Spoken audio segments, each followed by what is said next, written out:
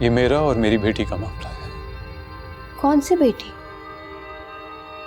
इसे कभी बेटी माना ही नहीं। मैंने कहा अवैस कि मैं घर में ये तमाशा नहीं होने दूंगी। ये तमाशा आप ही का तो शुरू किया हुआ, अब आखिर तक तो देखना होगा। 20 साल तक तो पलट कर पूछा भी नहीं। अब जब मुझे आपकी जरूरत नहीं है तो क्यों पलट कर आ रहे हैं आप? पता है क्या, नफरत करती हूं मैं आपसे।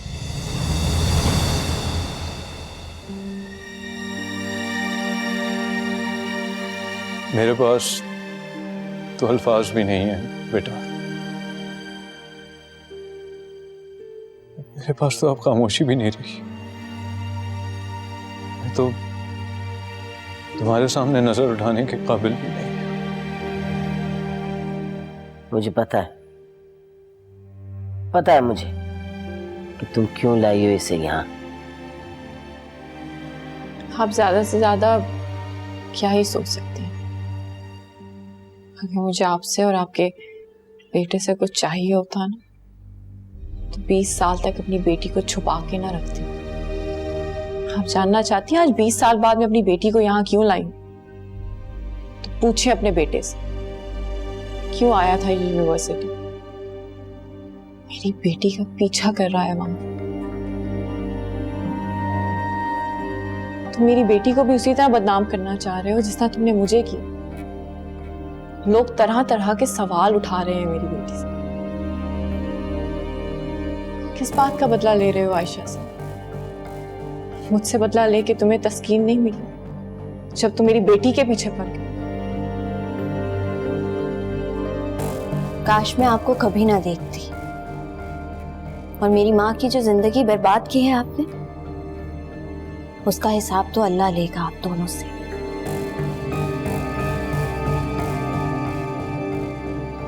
मुझे तो इस रिश्ते से भी घिन आने लगी है जिसे बाप कहते हैं।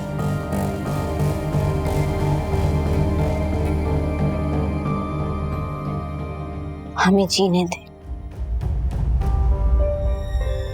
अब इसमें आखिरी दफा समझा रही, दूर हो जाओ और आज के बाद सिर्फ दूर ही रहना। मैं अपनी बेटी को इस घर में सिर्फ इसलिए लेकर आई थी ताकि वो सारी सच्चाई देख ले जो मैंने उससे 20 साल तक छुपा के रखी। शुक्र है आज तक यहाँ पर कुछ नहीं बदला।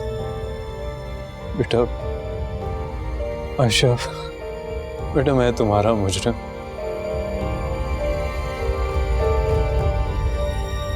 तो खुद को जो सजा देनी है दे ले, लेकिन हमें नहीं। मेरी बेटी का पीछा मत करना बस, वरना इस घर में मैं वो तमाशा करूंगी जो आप और आपकी माँ जैसे इज्जतदार लोग बर्दाश्त नहीं कर सकेंगे।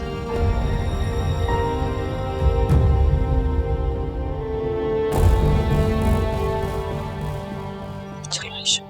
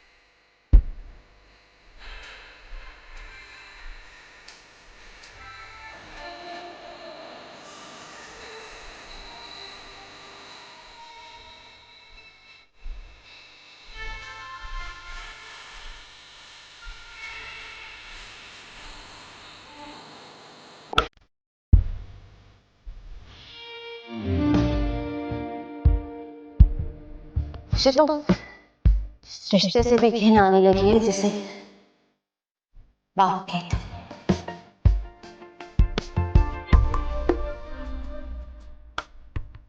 तो खुद को जो सजा देनी है दे, लेकिन हमें नहीं।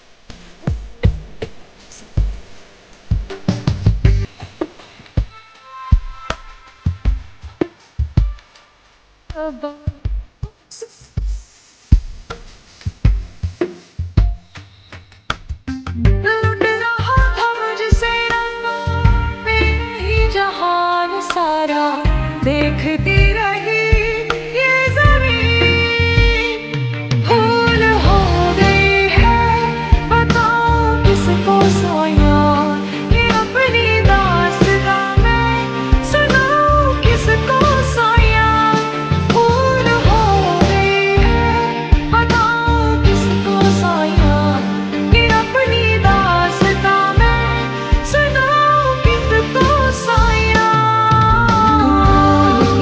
सजा को आज तक सहे हैं हम, है जिंदगी ये बेवफा ये ना समझे हम।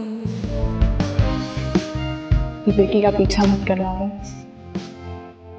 वरना इस घर में मैं वो तमाशा करूँ जो आप और आपकी माँ जैसे इज्जतदार लोग बर्दाश्त नहीं कर सकते।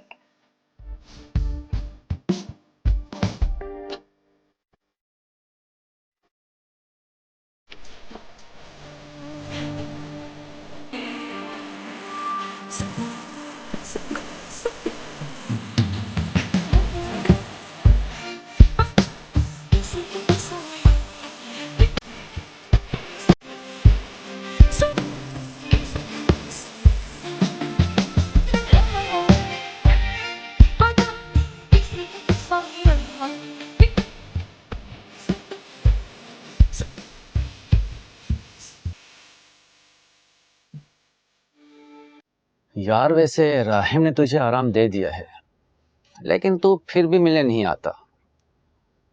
अब बस यार क्या बताऊं, फुर्सत जो है वो एक धोखा है, पास होकर भी नहीं होती। अब्बा जी, आज चाचा खानों से दुकान की बात करनी है। हाँ हाँ याद है, मुझे याद है। क्यों, क्या दुकान शिफ्ट कर रहे हो? नहीं नहीं, राहिम जो है वो माशाल्लाह साथ वाली दुकान खरीद रहा है। आजकल के बच्चे तुम्हें पता है बहुत तेज है। ये तो अच्छा है, वैसे भी करने दे, आगे जाके इनको ही संभालने सब कुछ इंशाल्लाह। अच्छा राशिद, मुझे इजाजत दे, मैं चलता हूँ। ठीक, अल्लाह ने कहा। अल्लाह। ठीक है बेटा। ये समेट ले यार।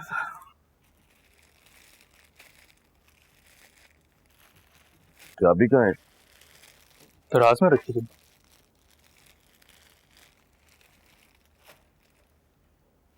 शायद अंदर है। अस्सलाम वालेकुम। वालेकुम अस्सलाम।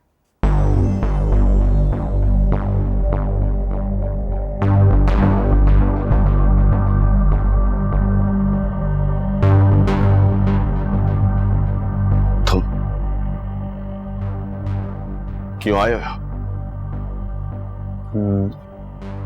मैं आपसे एक बात करने आया, सिर्फ 2 मिनट चाहिए आपके।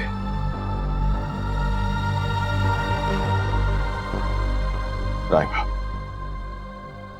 बेटा तुम बाहर जाओ, जाओ।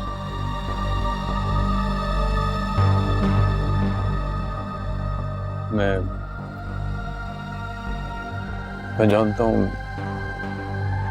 मेरे गुनाह का कोई कफारा नहीं है सिवाय इसके कि मैं अपनी बेटी के लिए कुछ कर जाऊं। मुझे नहीं पता, खुदा की कसम मुझे नहीं पता कि मैं तुम्हारी बात क्यों सुन रहा हूं। तुमने मेरे घर में 3 कत्ल किए हैं, एक मेरे बाप का, दूसरी मेरी मां का जो तुम्हारी दीवी दीमक में गल गई, और तीसरा मेरी बहन की जिंदगी का। जानता हूं मैं सब, सब जानता हूँ, अपना अपना हर जुर्म तस्लीम है मुझे। क्या समझ के आए हो मुझे तुम? फरिश्ता जो तुम्हारे हर गुनाह को माफ करके तुम्हें इज्जत और एहतराम से अपने घर ले जाए। मुझे मेरी नदामत चलने तक नहीं देती। मैंने क्या आना और जाना है कहीं। मुझे कोई तुम्हारी बकवास नहीं, मुझे तुम्हारी बकवास नहीं सुननी। लोग आज भी तुम्हारी और एमन की कहानियां नहीं भूले। और ये तुमने आयशा की यूनिवर्सिटी में क्या तमाशा शुरू कर दिया? हाँ, लेकिन मैं यहाँ आपसे सिर्फ एक दरख्वास्त करने आया हूँ। मुझे तुम्हारी कोई दरखास्त नहीं सुननी। और कान खोलकर मेरी एक बात सुन लो। आज के बाद अगर तुमने आयशा की जिंदगी में कोई दखल दिया या उसे डिस्टर्ब करने की कोशिश की तो मैं खुद अकेला तुम्हारे घर तुमसे मिलने आऊंगा। और इस बार मैं कुछ किए बगैर वापस नहीं जाऊंगा। देखिए, निकलो, दफा निकलो।